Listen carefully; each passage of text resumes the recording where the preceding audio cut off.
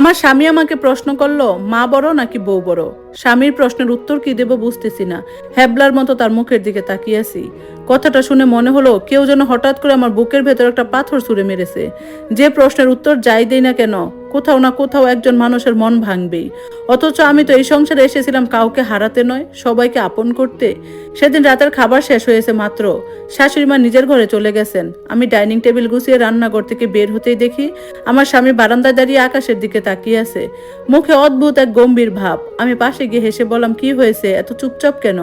সে কোনো হাসি ফিরিয়ে দিল না, ধীরে ধীরে আমার দিকে তাকিয়ে সেই প্রশ্নটা করলো, বলো তো, মা বড় নাকি বউ বড়? আমি কিছুক্ষণ চুপ করে রইলাম। মনে হচ্ছিল এই প্রশ্নের পেছনে নিশ্চয়ই কোনো না কোনো কারণ আছে, কারণ যে মানুষটা ছোট ছোট বিষয় নিয়েও আমার সঙ্গে হাসি ঠাট্টা করে, সে হঠাৎ এমন প্রশ্ন কেন করবে? আমি শান্ত গলায় বললাম, হঠাৎ এমন প্রশ্ন কেন? সে দীর্ঘশ্বাস ফেলে বলল, আগে উত্তর দাও। আমি মৃদু হেসে বললাম, সব প্রশ্নের উত্তর এক কথায় দেওয়া যায় না। সে এবার একটু বিরক্ত হয়ে বলল, মানে তুমি উত্তর দিতে চাইছো না? আমি মাথা নাড়িয়ে বললাম, না, উত্তর দিতে ভয় লাগছে। সে বিস্মিত হয়ে আমার দিকে তাকিয়ে রইল। আমি ধীরে ধীরে বললাম, যে মা 10 মাস 10 দিন পেটে রেখে মানুষ করেছে, তার জায়গা কেউ নিতে পারে না। আবার যে স্ত্রী সারা জীবন পাশে থেকে সুখ দুঃখ ভাগ করে নেয়, তার জায়গাও কেউ নিতে পারে না। তুলনা করাটাই তো ভুল। আমার কথা শেষ হতেই সে নিচের দিকে তাকিয়ে রইল, কিন্তু তার মুখের অভিমানটা একটুও কমলো না। ঠিক তখন পাশের ঘর থেকে একটা শব্দ ভেসে এলো, মনে হলো কেউ যেন কাঁদছে। আমি দৌড়ে গিয়ে দেখি শাশুড়ি মা বিছানায় বসে চোখ মুছছেন। আমি অবাক হয়ে বললাম, মা, আপনার কি হয়েছে? তিনি জোর করে হাসার চেষ্টা করলেন। কিছু না মা, চোখে একটু ধুলো গেছে। কিন্তু আমি বুঝে গিয়েছিলাম এটা ধুলোর পানি নয়। ঠিক সেই সময় আমার স্বামীও ঘরে ঢুকলো। শাশুড়ি মা ছেলের দিকে তাকিয়ে এমন একটা হাসি দিলেন, যে হাসির ভিতরে লুকিয়েছিল অসংখ্য না বলা কষ্ট। আমি অনুভব করলাম এই বাড়ির দেয়ালগুলো যেন অনেক দিনের জমে থাকা নীরব কথার সাক্ষী। রাতে ঘুমাতে গিয়ে আমি স্বামীকে আবার জিজ্ঞেস করলাম, আজ এমন প্রশ্ন করলে কেন? সে অনেকক্ষণ চুপ থেকে ধীরে ধীরে বলল, কারণ আজ অফিসে একটা ঘটনা ঘটেছে। একজন সহকর্মী বলেছিল বিয়ের পর নাকি ছেলেরা মাকে ভুলে যায়। তখন থেকে মাথার মধ্যে প্রশ্নটা ঘুরছে।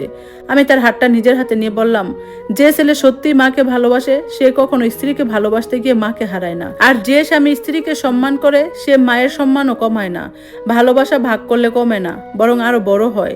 সে আমার দিকে তাকিয়ে রইল, চোখে যেন এক শান্তির ছায়া ফুটে উঠলো। কিন্তু আমি তখনও জানতাম না, আমাদের এই ছোট্ট কথোপকথনের আড়ালে আরো বড় একটা ঝড় অপেক্ষা করছে।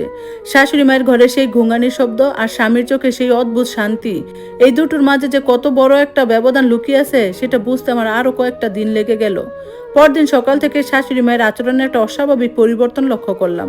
যে মানুষটা প্রতিদিন সকালে উঠে রান্না করে এসে আমার মাথায় হাত বুলিয়ে দিনটা শুরু করতেন, আজ তিনি কেমন যেন গুটিয়ে আছেন। আমার দিকে সরাসরি তাকাচ্ছেন না। এমনকি আমি চা নিয়ে ওনার ঘরে গেলে উনি খাটের এক কোণে বসে চাদরের খুঁটটা আঙ্গুলে জড়াচ্ছিলেন। আমি চায়ের কাপটা টেবিলে নামিয়ে রেখে ওনার পাশে বসলাম। নরম গলায় বললাম, মা, শরীরটা কি খারাপ লাগছে? ডাক্তার ডাকবো? তিনি চট করে আমার হাতটা সরিয়ে নিলেন। তারপর একটা শুকনো হাসি এসে বললেন, না রে মা, শরীর ঠিক আছে। বয়স হয়েছে তো, এখন তোদেরই সংসার, তোরাই বুঝে নে। আমি আর কতদিন? কথাটার বুকটায় গিয়ে বিঁধলো। কাল রাতে বারান্দায় দাঁড়িয়ে সেই প্রশ্ন, মায়ের চোখে পানি, আজ এই দূরত্ব, সবকিছু কেমন যেন এক সুতোয় গাঁথা মনে হচ্ছিল। শাশুড়ি মায়ের সেই দূরত্ব বজায় রাখার কথাগুলো শুনে আমার বুকের ভেতরটা মোচড় দিয়ে উঠলো। আমি আর কতদিন?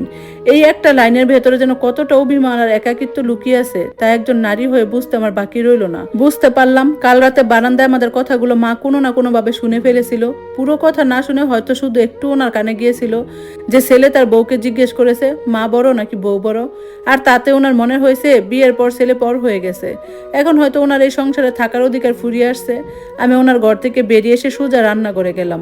আজ কোনো তাড়াহুড়া নয়, মায়ের প্রিয় এলাচ দেওয়া সুজি আর নরম লুচি বানালাম। মনের ভেতরে একটা জেদ চাপলো, যে ভুল বুঝাবুঝির দেয়াল আমাদের মাঝে উঠতে চাইছে তা শুরুতে ভেঙে ফেলতে হবে। দুপুরে স্বামী অফিস থেকে ফেরার পর পরিবেশটা আরো থমথমে হয়ে গেল। খাবার টেবিলে মা এলেন না, বসলেন না ওনার খিদে নেই বলে। আমার স্বামী রাশেদ মায়ের এই চুপচাপ থাকাটা খেয়াল করলো। সে মায়ের ঘরের দিকে যেতে আমি তার হাতটা ধরলাম। রাশেদ, একটু থামো। কাল রাতে বারান্দায় তোমার করা ওই একটা প্রশ্ন এই ঘরের বাতাস ভারী করে তুলেছে। মা আমাদের কথা ভুল বুঝেছেন। আজ এই টেবিলে বসেই সবকিছুর মীমাংসা হবে। আমি মায়ের ঘরে গিয়ে ওনার হাত ধরে টেনে ডাইনিং টেবিলে নিয়ে এলাম। রাশেদ মায়ের পাশে বসলো। মায়ের চোখ দুটো আবার ছলছল করে উঠলো। রাশেদ মায়ের হাত ধরে বলল, মা, কি হয়েছে বলো? তুমি এভাবে মুখ ফিরিয়ে আসো কেন? আমি কি কোনো ভুল করেছি? মা আঁচলে মুখ মুছে বললেন, না রে বাবা, তুই কেন ভুল করবি? ভুল তো সময়ের। বিয়ের পর ছেলেরা তো বউয়েরই হয়, এটাই নিয়ম। আমি শুধু ভাবছি আমার পার তো চুকে গেছে, এখন তোদের নিজেদের মতো গুছিয়ে নেওয়ার সময়। আমি আর চুপ থাকতে পারলাম না। রাশেদের মুখোমুখি দাঁড়িয়ে শান্ত ধীর কণ্ঠে বললাম, রাশেদ, কাল রাতে তুমি জানতে চেয়েছিলে না মা বড় নাকি বউ বড়? আজ মায়ের সামনে আমি তার উত্তর দিচ্ছি। মা শোনো, একটি পুরুষের জীবনে মা এবং স্ত্রী দুজন সম্পূর্ণ দুটি ভিন্ন নদী, যারা ভিন্ন দিক থেকে এসে তার জীবনটাকে পূর্ণ করে দেয়। এদের মধ্যে কোনো তুলনা হয় না। মায়ের প্রতি ছেলের দায়িত্ব। মা হলেন রাশেদের অস্তিত্বের মূল। যে মা নিজের রক্ত পানি করে ওকে আজ এই অবস্থানে এনেছে, তাকে অবহেলা করা মানে নিজের শিকড়কে কেটে ফেলা। কোনো স্ত্রীর অধিকার নেই স্বামীকে তার মায়ের থেকে দূরে রাখার। রাশেদ, তোমার প্রথম এবং অন্যতম প্রধান দায়িত্ব মায়ের প্রতি। মায়ের ভরণ পোষণ, ওনার মানসিক শান্তি এবং ওনাকে সম্মান দেওয়া তোমার আজীবনের কর্তব্য। স্ত্রীর প্রতি স্বামীর দায়িত্ব। আর আমি আমার চেনা জগৎ, চেনা মানুষ, নিজের বাবা মায়ের নাম পদবি সব ছেড়ে তোমার হাত ধরে এই অচেনা বাড়িতে এসেছি। এখানে তোমার ভালোবাসার সম্মান ছাড়া আমার মাথা গোজার আর কোনো আশ্রয় নেই। স্ত্রীকে অর্ধাঙ্গী বলা হয়। তাকে ঘরে এনে তুমি যদি তার প্রাপ্য মর্যাদা না দাও, তাকে সমাজের নিরাপত্তা না দাও, তবে সেটা হবে তোমার পুরুষত্বের ব্যর্থতা। আমি মায়ের দিকে তাকিয়ে ওনার কুলের উপর মাথা রাখলাম। আর মা, ছেলের বউর প্রতি শাশুড়ির দায়িত্ব যেমন ছেলের বউকে নিজের মেয়ের মতো আগলে রাখা, ঠিক তেমনি শাশুড়ির প্রতি বউর দায়িত্ব হলো শাশুড়িকে নিজের মায়ের আসনে বসানো।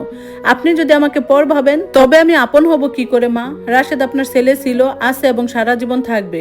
আমি তো ওকে আপনার থেকে কেড়ে নিতে আসিনি। আমি এসেছি আপনার সংসারে আপনার একজন মেয়ে হয়ে ওনার পাশে দাঁড়াতে। আমার কথাগুলো শেষ হতেই ডাইনিং রুমে এক অদ্ভুত নীরবতা নেমে এলো। রাশেদ স্তব্ধ হয়ে আমার দিকে তাকিয়ে রইল। ওনার চোখে তখন অপরাধ বোধ আর আমার প্রতি এক বুক শ্রদ্ধা। শাশুড়ি মা আমার নিজের কান্না ধরে রাখতে পারলেন না। তিনি দু হাতে আমাকে জড়িয়ে ধরে কেঁদে ফেললেন। ওনার চোখের গরম জল আমার কাঁধ ভিজিয়ে দিচ্ছিল। কিন্তু এবার আর সেই কান্নাতে কোনো অভিমান ছিল না, ছিল এক পরম স্বস্তি। মা রাশেদের দিকে তাকিয়ে বললেন, বাবা রাশেদ, আজ তোর বউ আমার চোখ খুলে দিয়েছে।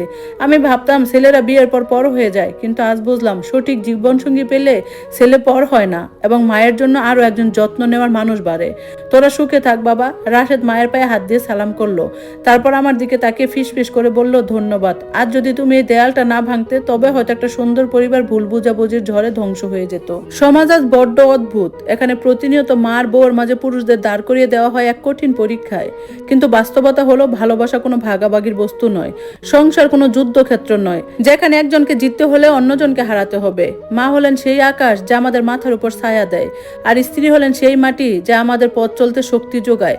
আকাশ আর মাটি দুটোরই প্রয়োজন এই সুন্দর পৃথিবীর জন্য। ছেলেরা যদি মায়ের প্রতি দায়িত্ব পালনে সৎ থাকে এবং স্ত্রীর প্রতি কর্তব্যে অবিচল থাকে, আর নারীরা যদি একে অপরকে প্রতিযোগিতা না ভেবে পরিপূরক ভাবে, তবে কোনো ঘরেই আর মা বড় নাকি বউ বড় এই অমূলক প্রশ্নটি উঠবে না। প্রতিটি পরিবারই হয়ে উঠবে ভালোবাসার এক একটি নিরাপদ আশ্রয়। ধন্যবাদ সবাইকে এতক্ষণ গল্পটা শোনার জন্য। গল্পটা কেমন লাগলো অবশ্যই জানাবেন। আর ইনশাল্লাহ আরো সুন্দর সুন্দর গল্প